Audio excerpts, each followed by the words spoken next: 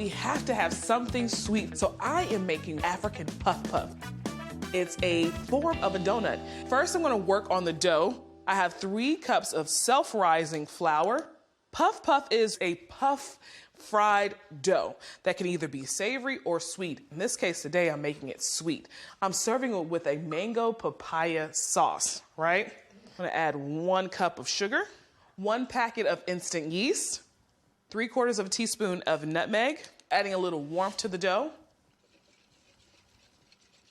All right, I'm going to add 1.5 cups of warm water. Now, it is very important to have your water between the temperature of 120 and 130. Anything over will kill the yeast, so it has to be that temperature. And now I'm gonna add a teaspoon of vanilla extract. Okay. All right, I'm gonna cover this with some plastic wrap. Okay, I'm gonna let this hang out back here. I gotta fry my dough, but I need to make my sauce first. This is gonna be a super simple mango and papaya sauce. I have some fresh mangoes and papaya that I have cut up. And if you can't find fresh, you can always use frozen, but make sure it's thawed. 3 tablespoons of sugar, 1/4 cup of lime juice. I'm just gonna cook the fruit until it breaks down, and then I'm just gonna pulverize it up and make it into a sauce. All right, I have some oil here, preheated to 325 degrees. I'm gonna get my dough that has been rising and has doubled in size. Let me show you something. You get a scooper like this, dip it in the oil, grab a little bit of this dough, and work fast and drop it in. And I'm gonna do this fairly quickly because it doesn't take long for them to cook. As the name suggests, they will puff up when they hit this heat. And I'm gonna do this in a few batches.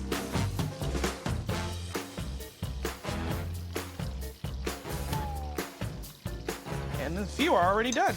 Pull these out over here. They're nice and golden. I'm gonna hold off on frying the rest of my dough. I need to get to this sauce. My mango and papaya have cooked down quite a bit. I am going to just pulverize this and make it into a sauce.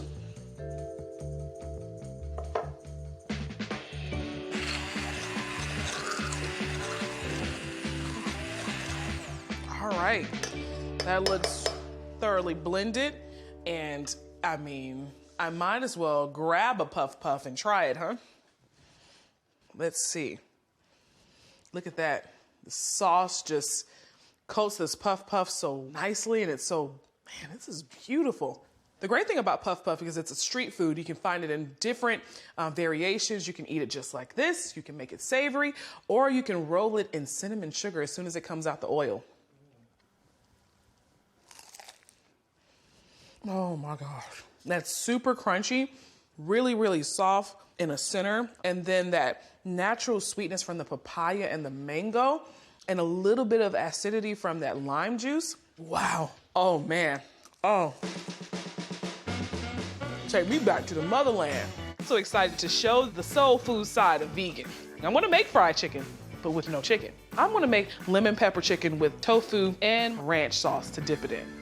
So I have some firm tofu here. Now that's very important because I really need it to hold up like chicken does. So to drain this and to make sure that all the excess liquid comes out of it, I have some paper towel at the bottom. I have the tofu on top of the paper towel. And what I did was put another tray on top and weigh it down with some cans so it can really soak up all of that liquid into the paper towels. So I have cut my tofu up into strips. And I'm gonna show you how I'm gonna get this tofu to taste just like chicken. I don't know if you guys have seen this, but in the supermarket, they carry vegan chicken flavored broth. So when I do fry it up, it's gonna have this beautiful crunchy coating on the outside, and it's gonna taste just like chicken on the inside. I'm gonna add my tofu to this and let it marinate and soak up that chicken flavor. Now I'm gonna make my ranch sauce for my chicken strips. It's gonna taste just like ranch, I promise you. A little bit of vegan mayo, and I'm gonna use a little bit of almond milk unsweetened original, because almond milk does come in like vanilla flavors and other flavors. Get the unsweetened original. Some garlic powder, some dried parsley. I like to add dill, and a little goes a long way because it is dried. And I'm gonna use some onion powder. And then finish it off with some black pepper, heavy pinch of salt, and a little bit of vinegar. Okay, give it a mix. All right, let me try this. That tastes just like buttermilk ranch. All right, so now I'm gonna make my vegan buttermilk for my chicken strips. I'm gonna pour in 1.5 cups of almond milk, unsweetened. I'm gonna add in about 1.5 tablespoons of vinegar. So I'm gonna let my buttermilk hang out, get nice and thick, and I need to refrigerate my ranch while that happens. All right, so I got my whole dredging table here set up. I have my firm tofu that's been sitting in that chicken broth. I have my buttermilk here. I got 2 cups of flour, 1/4 cup of cornstarch to really help flour adhere to that tofu, and lemon pepper seasoning, just a pinch of salt, and a little bit more pepper. From the chicken broth to the buttermilk to the seasoned flour. So I'm gonna fry it up in vegetable oil, and it's gonna have that same crispy texture on the outside that you get with your standard chicken strip, and the inside is gonna have that flavor of like a chicken nugget. Of course, it's not gonna pull apart like your chicken breast, but it's gonna have a soft crunch to it on the inside like dark meat chicken. All right, so my tofu is breaded.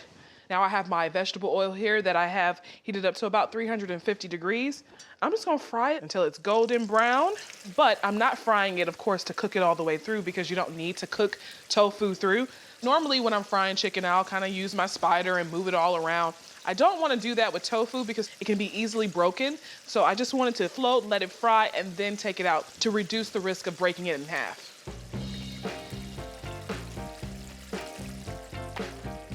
So my chicken strips are nice and golden brown and crispy. I'm gonna dip these in the ranch, and they're gonna taste just like that 10-piece lemon pepper combo that all the folks in Atlanta love. We are making Nashville hot chicken sandwiches. When I feel like something spicy, this is my go-to. I'm using my house-made seasoning on this chicken, which is going to give it an extra burst of flavor. And the great thing about it, you can use it on almost anything. Here's a little housekeeping before we begin. Get a Dutch oven. Pour at least 4 inches of a neutral oil. You can use canola or vegetable oil. Heat it up to 365 degrees. Also line 2 sheet trays with wire racks. All right, let's get cooking. We've talked about the house seasoning. Let's make it. We have 1 teaspoon of kosher salt. And these are just gonna be equal parts. 1 teaspoon of sweet paprika. 1 teaspoon of granulated garlic. 1 teaspoon of onion powder, and 1 teaspoon of black pepper. Let's give it a whisk.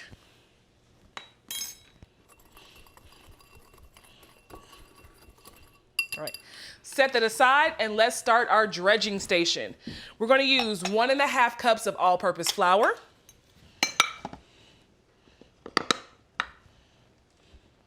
put that onto a plate.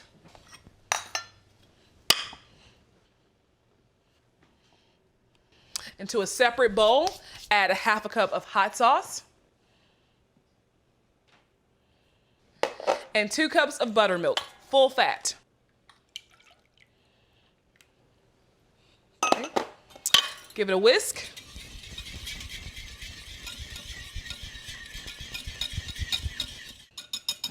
And I've already cut my chicken breast in half. You should have 4 boneless, skin-on chicken breasts. Take some of our house seasoning and let's season our chicken. Both sides. Just rub that seasoning in on the skin and on the back.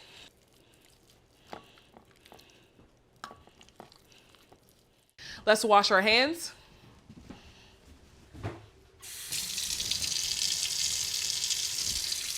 Let's start to dredge.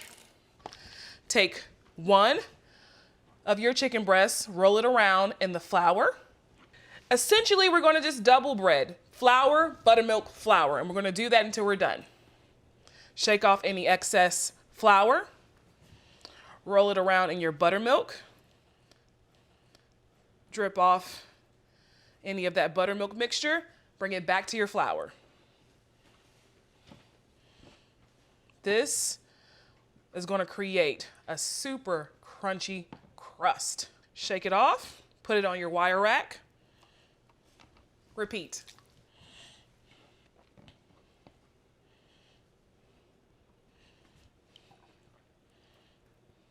I love a Nashville hot chicken sandwich.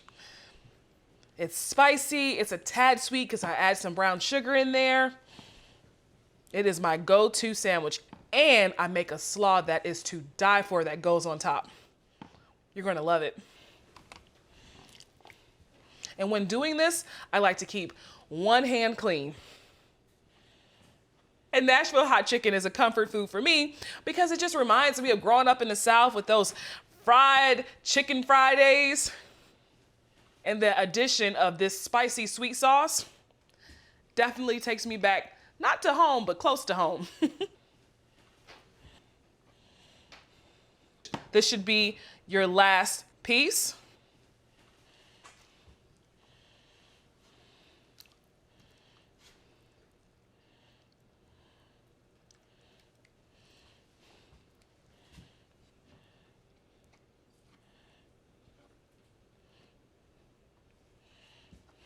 Okay, let's wash our hands. All right, let's head over to the stove. All right, the oil should be at 365. Let's put our chicken in the oil, skin side down first. You should be able to fit all 4 pieces in at one time.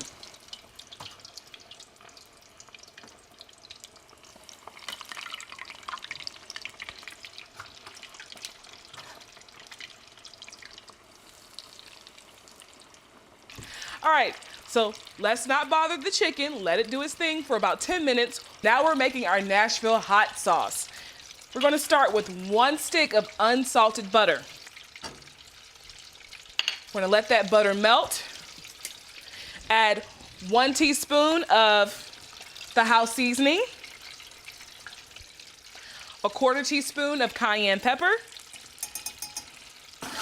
Now this Nashville hot chicken is spicy. That's where you're gonna get some of that heat from. The seasoning comes from the house seasoning. You're gonna also add in some hot sauce. Give it a little extra depth of hot. That's 1 cup of hot sauce. So let's add 1/4 cup of light brown sugar. Use a spoon, give it a stir. Make sure your heat is on low.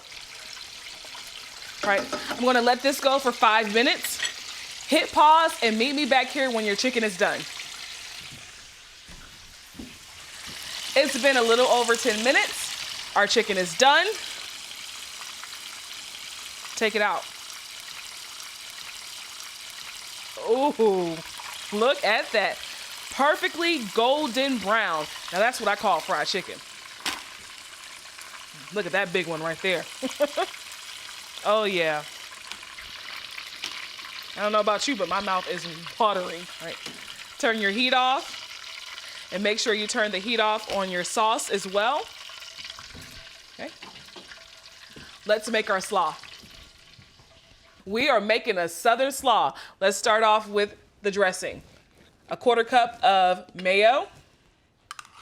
This slaw is going to go on top of our Nashville hot chicken. Dump your mayo into a bowl. 2 tablespoons of apple cider vinegar.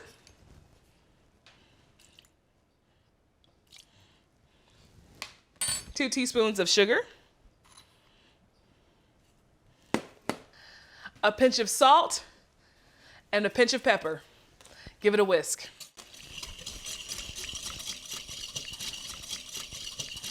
My definition of a southern slaw, it's tangy and it's a little sweet. Okay? Put that to the side.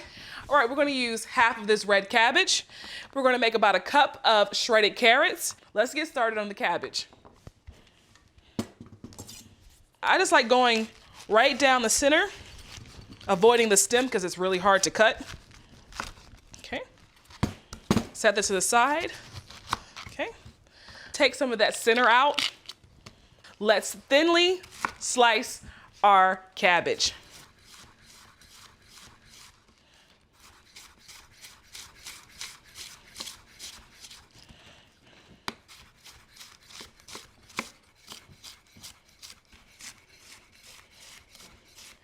Let's put our red cabbage in the bowl.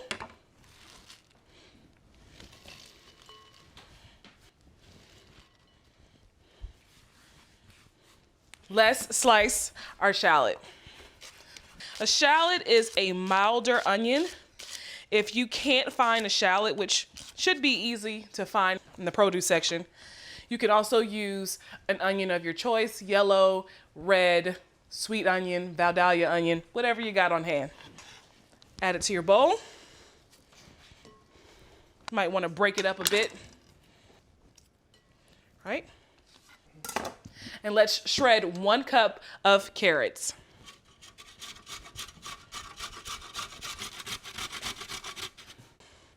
All right, that should be about a cup of shredded carrots.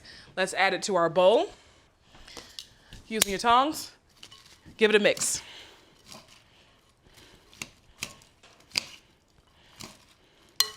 Make sure you're gathering some of that dressing from the bottom to the top. All right, I'm gonna clean up a bit, hit pause, meet me back here so we can build our sandwiches. All right, we have everything set up to build our sandwich. All that's left is to build it. Take your chicken, move it around in your hot sauce. Oh man, look at that color on that chicken. Don't you be stingy with that sauce. You gotta soak it in there, okay? All right, I have toasted some potato rolls with a little butter. What I like to do now is add my pickles at the bottom. You can too. I like a lot of pickles, so I'm gonna go heavy. Take your chicken, place it on top of your pickles. Get some of that southern slaw and put it right on top. All right. Oh, yeah. Oh, it's okay if it falls apart. It's supposed to be messy. And what I like to do is get a little bit more of that sauce and drizzle it on top. Close your sandwich. Take a bite.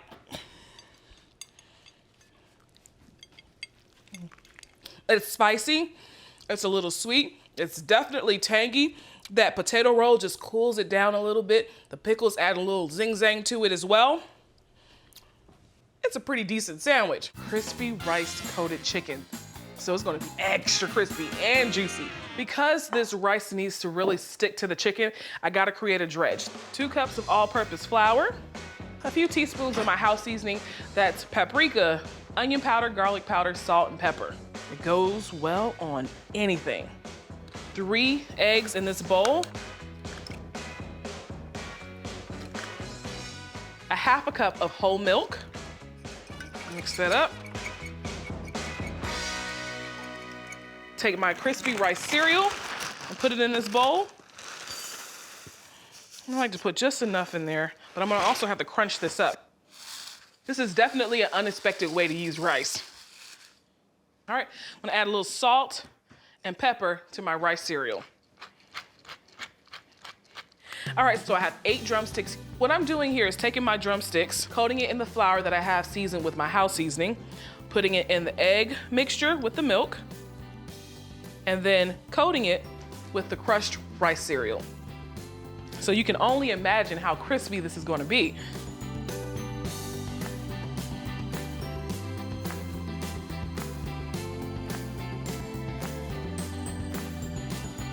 My chicken is coated. Gotta wash my hands, like I've been working.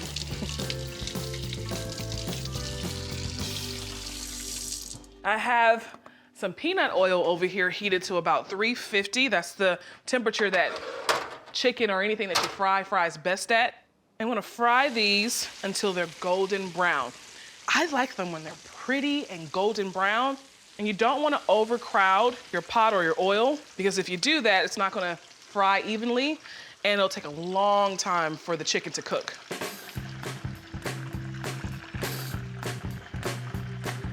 This is where I like to stop right here. It's golden brown, it's juicy. I'm not gonna dry it out. I'm just gonna finish this off in the oven.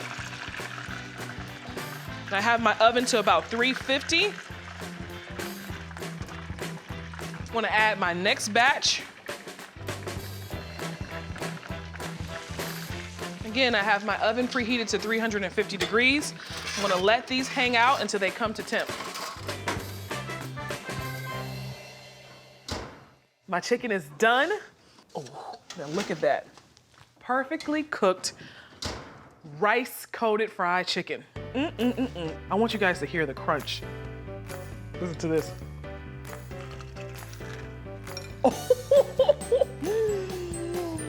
Oh yeah.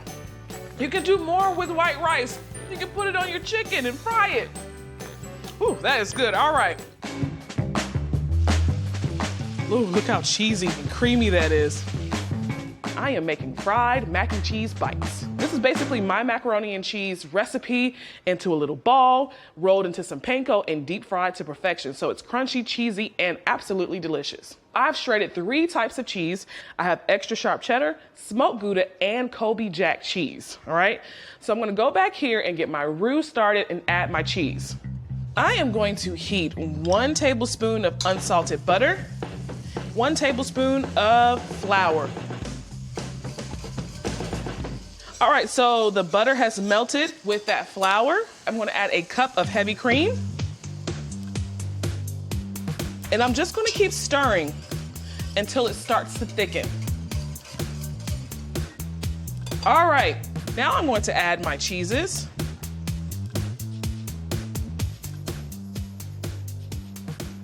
Look at that cheese pool though. Ooh, that's gonna be cheesy. Now I'm gonna add a little salt, a little smoked paprika to complement that smoked Gouda, some dry mustard. I love putting dried mustard in my mac and cheese. It just adds this really nice bite to it. A little freshly cracked black pepper, about a teaspoon of garlic powder, and a little bit of sour cream, just about a half a cup.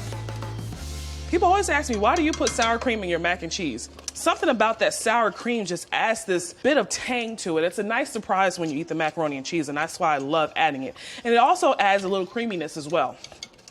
Elbow mac. I'm gonna mix this together. I have a baking dish here that I have greased. I am gonna actually let this hang out in the fridge to set up because I need to scoop it. It needs to be scoopable, so it has to be cold.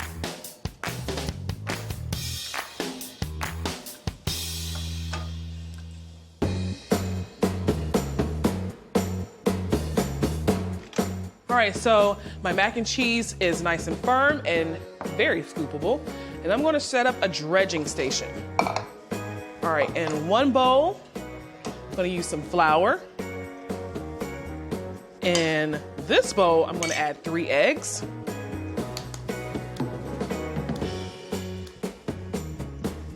In this bowl, I've added some panko that I'm going to lightly season with some pepper, salt, and a little smoked paprika. Give it a mix. All right, so what's gonna happen is I'm gonna form my ball, coat it in flour, coat it in the eggs, coat it in the panko, do all of them until I'm done, and then fry it until it's nice, crispy, and golden. And this makes about 3 dozen mac and cheese bites.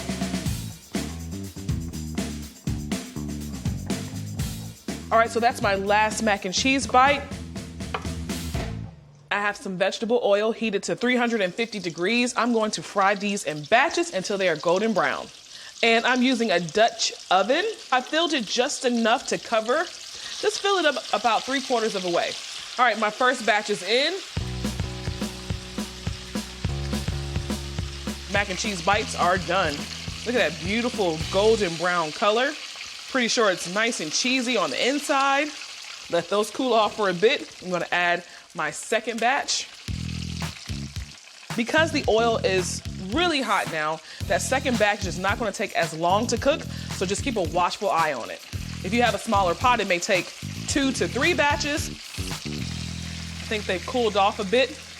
Ooh, look how cheesy and creamy that is. Let's try.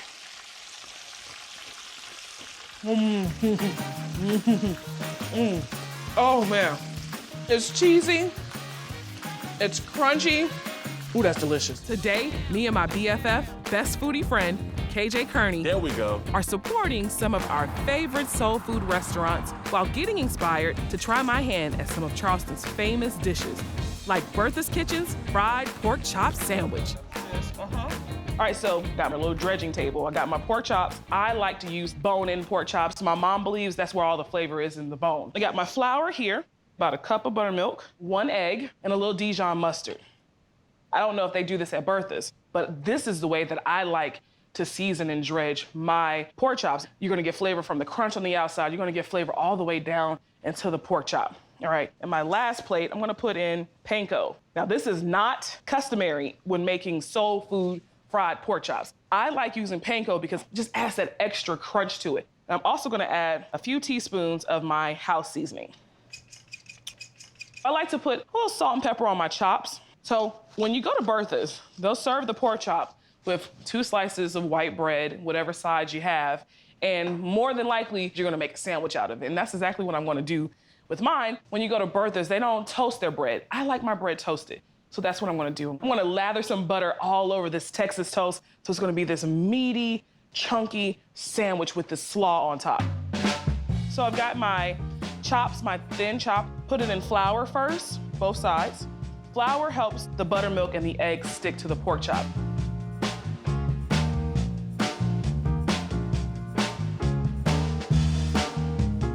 I am ready for some pork chops. Let me clean my hands.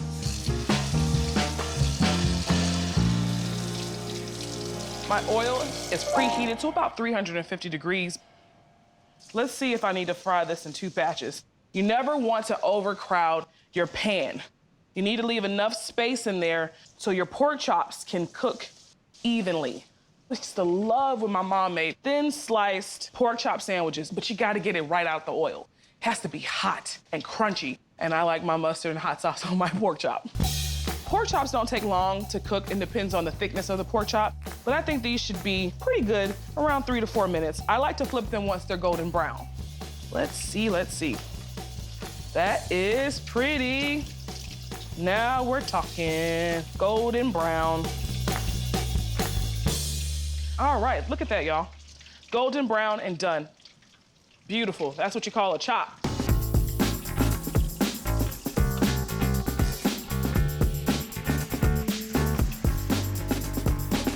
And while that's frying, I'm gonna toast my bread. When you go to Bertha's, they give you the thinly sliced bread. I like Texas toast. When you put some butter on some Texas toast and toast it, yeah, like exactly. It's just something about it. It just soaks up that butter even better than thinly sliced bread.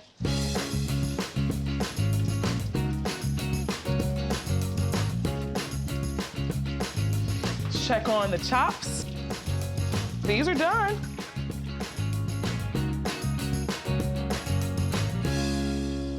Here's KJ. What's going on, man? How you doing? Mister? Been a minute. How you feeling? I'm doing good. Ooh, you give the best hugs. I try.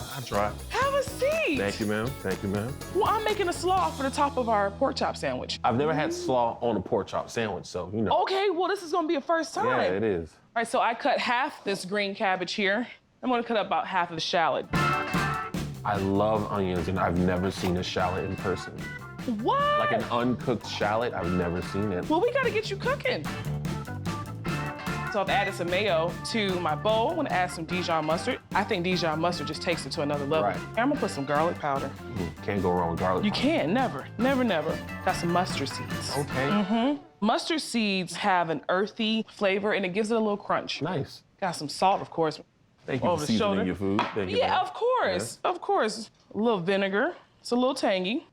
And a little sugar just to make sure that it's not like super tangy, okay?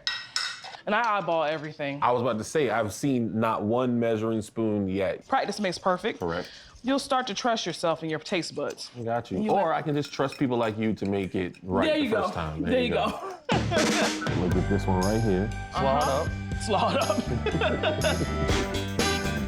I am making a meal fit for kings.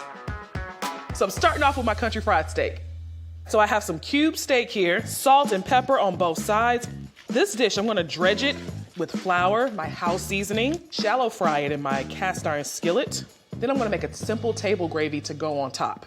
So I'm setting up my dredging station. In this pan, I'm going to put 2 cups of all-purpose flour and a little bit of my house seasoning, about 2 tablespoons. That's salt, pepper, onion powder, garlic powder, and paprika. That really does help enhance anything. In this pan, I'm gonna add some eggs and milk to help that flour adhere to the steak. 2 eggs and a cup of whole milk. I'm just whisking my eggs and milk together. Okay. Cube steak, flour first, then the egg and milk mixture, and then back into the flour for the last bit of coating. The double dredge just helps you get that extra bit of crunch and coating on your steak. Now I'm gonna make my gravy before I start frying. Melt some butter, make a roux. A roux is basically melting some fat, adding some flour, so it becomes a thickener for the gravy. So I'm using 2 tablespoons of butter and 2 tablespoons of baking drippings. Now, this is how my grandmother always made her gravy. You get the saltiness, the smokiness. I minced 2 cloves of garlic, a little salt, some black pepper, a 1/4 cup of flour, and this is the beginning of my roux. I don't want to cook this too dark, so I'm just melting down the butter and the flour until there's no lumps, and then I'm gonna slowly add some half and half. So when you think about a roux, you normally think about, it getting nice and dark, but I don't need to do that for this recipe. I just want the butter and the flour to come together to help thicken the sauce. This is where I would like to turn down the heat and just let it stay warm until it's time to serve. My oil is at 350. That's exactly the temperature that I want. I'm just gonna drop my first batch of steaks into my oil. This is a shallow fry in a cast iron. And I'm just gonna fry these until they're browned on each side. I have my oven temperature set to warm. That's about 200 to 250. And I'm gonna keep them warm until it's time to serve. So this is gonna fry for about 3 to 4 minutes or until it's golden brown, and then I'm gonna take it out and do my next batch. I'm flipping my steaks now because they're getting brown at the bottom, so I want the other side to get just as brown. So I'm just gently flipping them over. Oh, that color is so pretty. And you can kind of tell when they're close to being done because they start to float at the top. So that means that meat is pretty cooked inside. Just something about the sound of anything frying just gets me so excited. That's it. All right, so they are done.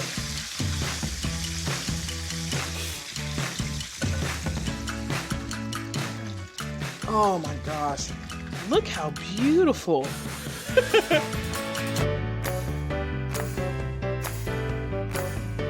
I'm making deviled eggs, but they're not any old plain deviled eggs. I'm adding a fried shrimp on top. I am going to let my shrimp sit in the buttermilk and then get started on my egg. Okay, so I have a little bit of salt and pepper that I'm adding to this bowl, which has some buttermilk in it. I have about a pound of Charleston white shrimp that I have peeled and deveined. Putting it in the buttermilk helps that coating adhere to the shrimp because, shrimp doesn't have skin on it, so it needs something to help it stick, and that's what that buttermilk does. Now, if you don't live in a coastal area like I do, you can always use frozen. Just make sure it's thawed. Make sure it's nice and coated with that buttermilk. I have 12 extra large hard-boiled eggs here. I'm gonna use a food processor to make my filling. So I'm just gonna dump the yolk in there, and then I have this cute little tray here that I'm gonna put each half on.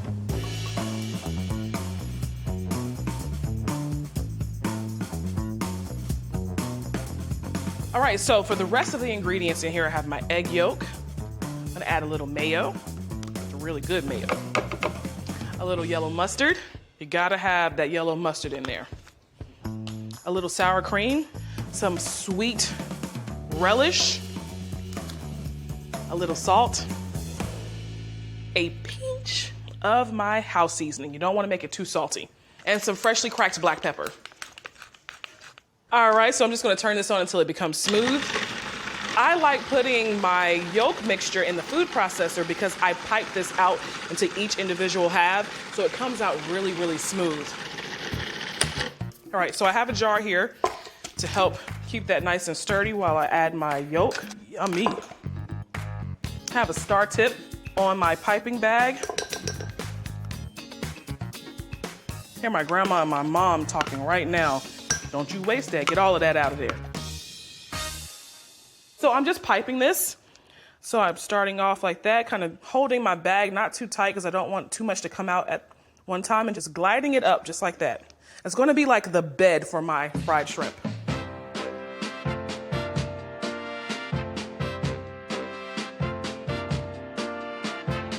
Those look beautiful. Now I'm going to dredge and fry my shrimp. I'm gonna combine 1 cup of all-purpose flour, about a half a cup of yellow cornmeal, and that's gonna make it really crunchy. A little seafood seasoning, and a little extra pinch of salt.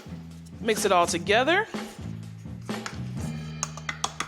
Taking my shrimp that has been sitting in that buttermilk and just dredging, and I dredge the tail as well.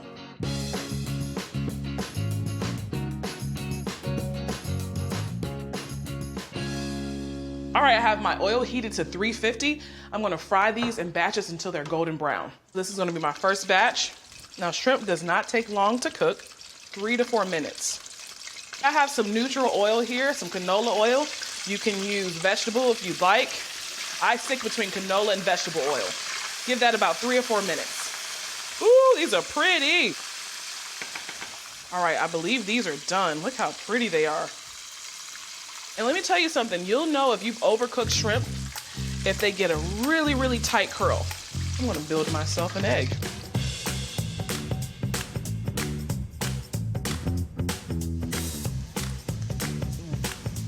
Oh, that's really good. It's delicious. I'm making fried shrimp with my mom's famous French fries, but I'm gonna make the seasoning for my fried shrimp. I call this my Gullah seasoning. I'm using a lot of paprika, almost 4 tablespoons of that. For the color, smokiness, 2 teaspoons of oregano, 2 teaspoons onion powder, a little bit of cayenne, not too spicy, 2 teaspoons garlic powder. You know what? I love garlic powder. Another little teaspoon. White pepper, thyme, and this Gullah seasoning will go great on poultry. I'm adding some basil. You can also use it on your vegetables. It's universal, and that's exactly why I made it. Gullah is a term used to describe the African American people here in the Low Country. We're a distinct group of African Americans, and our food definitely speaks to our West African ancestry. And I add a little bit of sugar just to balance out some of that cayenne that I use. A few pinches of salt, a few cracks of pepper. All right, that's done. I'm gonna get started on my dredge. Got a bowl for my wet, got a bowl for my dry. I'm just gonna start with 2 cups of flour in my dry, my Gullah seasoning. I'm just gonna use all of the buttermilk. When you dredge, keep one hand clean, keep one hand messy. Drop it in the buttermilk, drop it in the dredge. I can't wait till Mom gets here. She's the reason why I cook. Before I get started, I want to check the temp on my oil. You want to make sure that it's at a temperature between 360 and 375. Be mindful to go one at a time because if you drop it all in at one time, they're going to clump together, okay? Woo! Music to my ears. Don't overcrowd your pot.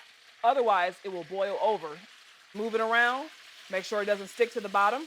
And I'm looking for that golden brown color. Not too dark, not too light. That's it.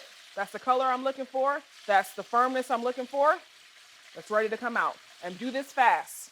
Don't hurt yourself, but work quickly. You want a nice, even color. First batch is done.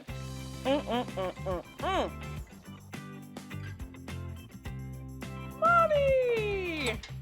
Just in time. Ooh, let me make some fries to go with them shrimps. What you think? Remember, growing up, you would make the steak fries. I'm here to assist you in my kitchen. Okay. Well, we got my seasoning. My mom has washed 2 russet potatoes, cut it up. She's adding the russet potatoes to the bowl with a little bit of that Gullah seasoning, and she's now adding flour to begin tossing. So the flour is going to give it that nice coating and that crunch we want at the end. Okay. Okay, you know what? I really, truly need a bag. This work? Yes, that'll work. My mom always used a bag. Okay, is the oil ready? The oil's nice and hot. All right, so I'm just gonna drop them in there and just let them stay in there for about 10 minutes and we should be good to go. All right, Ma, these look good to you? Yeah, you can tell because they're like kind of brownish there. They're good, they're good. They are beautiful. You know what's good? What? Sprinkle a little bit more on this while it's hot on the fries. Okay, Ma, with the tidbits, Pat's facts for the day. There you I are. like it.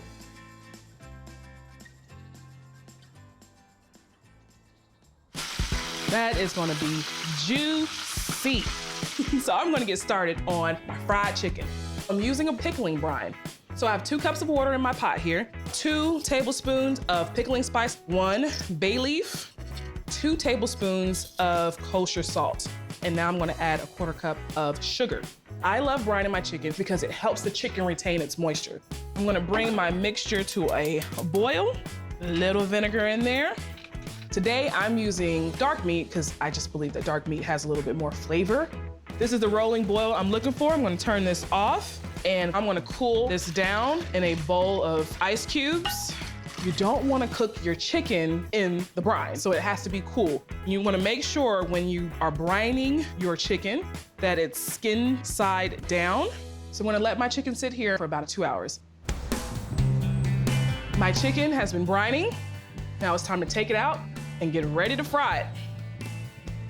Buttermilk also helps tenderize the chicken, so this is gonna be some juicy chicken.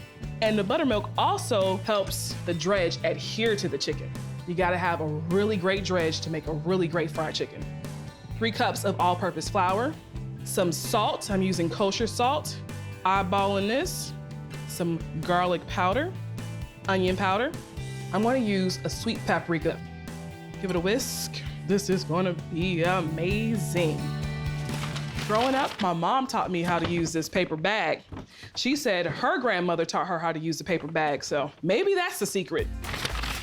Give it a shake. See how nice and coated that is? Ooh, that's gonna be some crunchy fried chicken.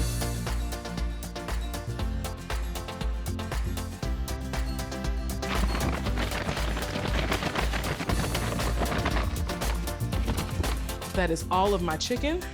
So I've got my canola oil nice and hot, about 350. I'm gonna start with my thighs because thighs take a little longer to cook. I'm gonna let this fry for about 4 to 5 minutes, then flip it over and cook it for an additional 4 to 5 minutes. All I want to do here is get it nice and golden. I'm gonna finish the cooking in the oven. Drumsticks are a little smaller, so the cooking time is a little less. I'm gonna let that cook for about 3 to 4 minutes, and then flip it over and let it cook for an additional 3 to 4 minutes. All right, these are done.